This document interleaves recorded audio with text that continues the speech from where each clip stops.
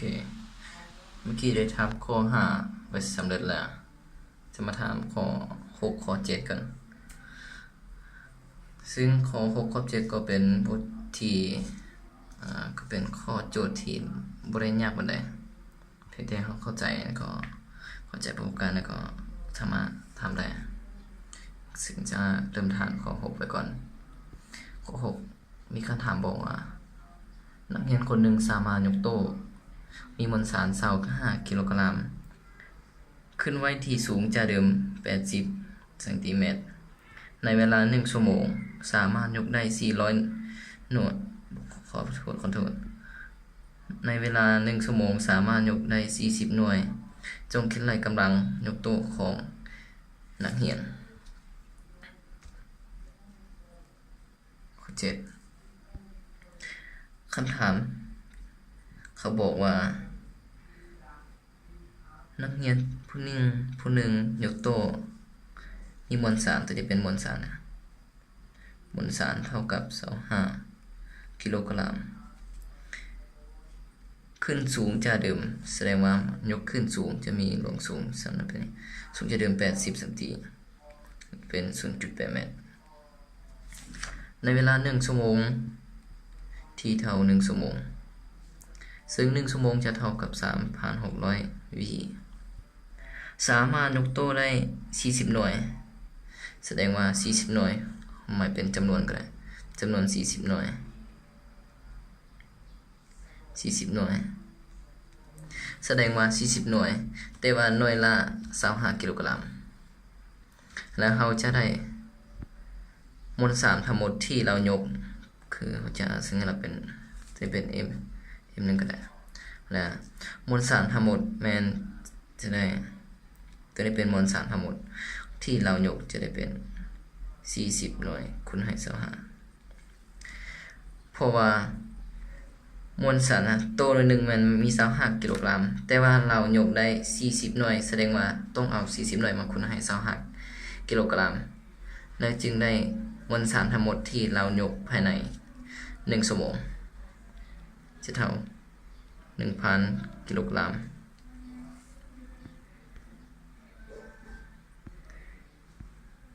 แล้วเขาถามว่ากำลังยกโต๊ะของนักเรียนผู้นี้มีเท่าไหร่กำลัง0แมนสัญลักษณ์แมน P เท่ากับเท่าไหร่เป็นหัวหน่วยเป็นวัตต์แล้ว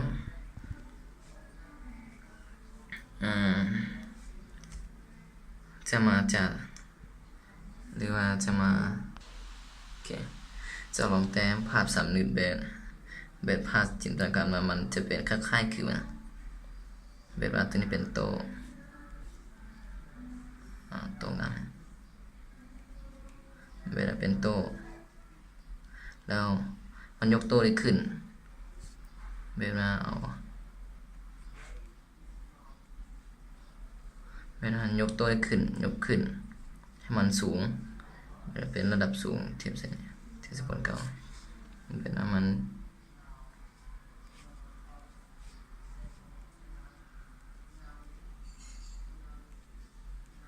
ตัวนี้เป็นจุดเทียบนะเพราะมันสูงที่เท่ากับ 0.8 เมตรแล้วมันยกภายใน1ชั่วโมงนะยกได้40หน่วยแสดงว่ามวลสารตรงลงและแรงของมันต้องยกขึ้นเพราะว่าเขาต้องยกขึ้นโต๊ะตัวนี้มันจึงขึ้นนะแต่แบบนั้นF ต้องยกขึ้นครูจำบทสัจแจงบันบทสัจแจงบันไหนเดี๋ยวเราลองมาเก่งๆแล้วเขาจะมาจัดสูตรส่องหากำลังสูตรพลังกำลังเท่ากับแรงงานส่วนให้เวลาแล้วแรงงานจะสูตรแรงงานจะเท่าตัวแรงงานนี้สามารถเท่า F คูณให้เวลาความแรงคูณให้ระยะทางในส่วนตัวที่คือเก่าแล้ว F ตัวนี้จะรูปที่สังเกตเบสจำลองตัวเนี้ย F ขึ้นและก็มวลสารจะลงแสดงว่าแรงขึ้นเท่าแรงลงแล้วจะได้ F เท่ากับ mg ตัวนี้เท่ากับ mg แล้ว s นี้ตัวนี้เป็นระยะทางแต่ตัวนี้มันวัตถุมันเฮายกขึ้นสูงแล้วเป็นว่าจากจุดเดิมเนี่ยไปหาจุดที่2มันสูง 0.8 เมตรแสดงว่าตัวนี้เป็นระยะทางของที่เฮายกขึ้นแล้วจึงได้ s เท่า h จึงได้เป็น m g h ส่วนให้ t ทีนี้เราก็แทนค่าแล้วก็ออกมาเลย m ที่จะมี 1,000 กิโลกรัม 1,000 แล้ว g ถ้าบวกกำหนดมาต้องใส่เป็น10เลย h เท่า 0.8 เมตรส่วนให้ 3,600 แล้ว10ตัวนี้มันจะคูณตัวนี้แล้วจะออก8 2ตัวนี้จะออก8สุดที่จะขับกับจุดตัวนี้จะเหลือ8แล้ว3,600 2ส่วนตัวนี้จะขับกับ2ส่วนตัวนี้มันสับสนเลยนึงจะยังเหลือ10คูณให้ตัวนี้ยังเหลือ8ส่วน36แล้วจะได้80ส่วนให้36แล้วตัวนี้จะคำนวณหามันจะเป็น 2.22 วัตต์เพราะว่ามันจะเป็นตัวเลขเศษจะเป็น 2.22222 เสมอไปแล้วจึงได้กำลังของนักเรียนพวกนี้แมนเท่ากับ 2.22 วัตต์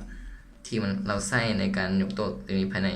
1 ชั่วโมงเลยได้40 หน่วยแล้วข้อ7ตัวนี้ขอไปเมื่อกี้มันข้อ6นะไม่ผิดข้อแล้วมาข้อ7ถามข้อ7ต่อข้อ7บอกว่าวัตถุเคลื่อนที่ด้วยความไวค่าหนึ่งซึ่งมีพลังงาน200ยูลถ้าวัตถุมีความไวเพิ่มขึ้นจะเดิมเป็น2 เท่าจะต้องมีแรงงานเกวัตถุเท่าไหร่จะต้องมีแรงงานให้เกวัตถุเท่าไหร่จากตัวนี้ไปแล้วมาวัตถุเคลื่อนที่ด้วยความไวค่าหนึ่งแสดงว่าเป็นเราสัญลักษณ์ว่าเป็น v1 ก็ได้แต่เราบอกว่าเท่ากับเท่าไหร่แล้วตัวนี้มีพลังงานเดินเคลื่อนเท่ากับ200ยูลแสดงว่าเขามีพลังงานเดินเคลื่อนเป็น e1 เท่ากับ200ยูลและเขาบอกว่าถ้าวัตถุมีความไวเพิ่มขึ้นจะเดิมเป็น2 เท่าแสดงว่า v ที่2เวลาความไวที่2มันต้องหลายกว่าความไวที่1 2 เท่าแล้วจะเป็น v2 ตัวนี้ต้องเป็น2 v1 เพราะว่าความไว v2 มันเท่ากับ2 เท่าความไว v ที่1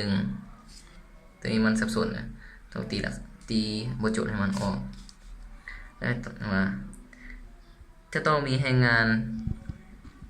ให้เก็บวัตถุเท่าไหร่ได้คำตอบก็เป็น600ยูลแล้วข้อมูลมีได้ซ้ำนี่แต่สุดพลังงานพลังงานเดินเคลื่อนจะเป็น1/2 m v กำลัง2แล้วตอนนี้ว่า e 1 v เขามีเท่า200จะเป็นได้200เท่ากับ1/2 m 1ตัวนี้เป็น e 1เป็น v 1นะกำลัง2ตัวนี้เขียนปานนี้ก่อนแล้วเขาจะมา e 2ตัวนี้เขาเขียนเขาสามว่าแรงงานเท่ากับเท่าไหร่ e 2เท่ากับ1/2เพราะมวลสารเขาบอกได้ว่ามีมวลสาร1มวลสาร2เขาจะบอกว่าถ้าวัตถุมีความไวเพิ่มขึ้นแสดงว่ามันยังใช้วัตถุตัวเดียวยังเป็น m คือเก่าแต่มีแค่ว่าเปลี่ยนความไวเป็น v 2ซึ่งเขามี v 2เท่ากับ2 v 1เราจะแทนเข้าไป1/2 v 2เท่า m คือเก่า v 2เป็น2 v 1กำลัง2 v 2จึงเท่า1/2 m 1 m ในตัวนี้จะเป็น c v 1แล้วเราอันใหญ่เศษตัว c นี้ออกมาจะเป็น c คูณให้1/2 m v 1ขีด แล้วมันจะงงว่าเป็นอย่างที่เราบ่เอาตัวนี้หารเอาไปเอา4หาร1ส่วน2จะเป็นได้2เลยแต่เฮามีมา1ส่วน2 m v 1กำลัง2ตัวนี้พอไปเท่า200แสดงว่าเฮามีตัวนี้มันเท่า200แล้วเขาจึงแยก c ออกมาเพื่อให้มันตกตามสูตรให้ตาม v 1 e 1ตัวนี้แล้วจึงเอาค่าของตัวนี้พอตัวนี้กับตัวนี้มันเป็นตัวเดียวแล้วจึงเอาค่าตัวนี้มาแทนใส่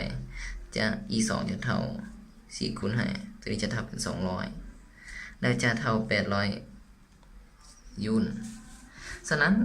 คำตอบหรือว่าคำถามที่ต้องการแมนแรงงานเท่ากับเท่าไหร่แต่แรงงานสูตรแรงงานจะเท่าพลังงานจุดที่2ลบให้พลังงานจุดที่1แล้วจะได้พลังงานจุดที่2ไม่เอา2หารมันจะได้800มันลบให้พลังงานอยู่จุดที่1คือจนให้มาเป็น200จะเป็น200แล้วคำตอบจึงได้600ยูนข้อนี้ก็เป็นข้อเลขข้อหนึ่งที่มันก็บ่ซับซ้อนปานใดง่ายๆ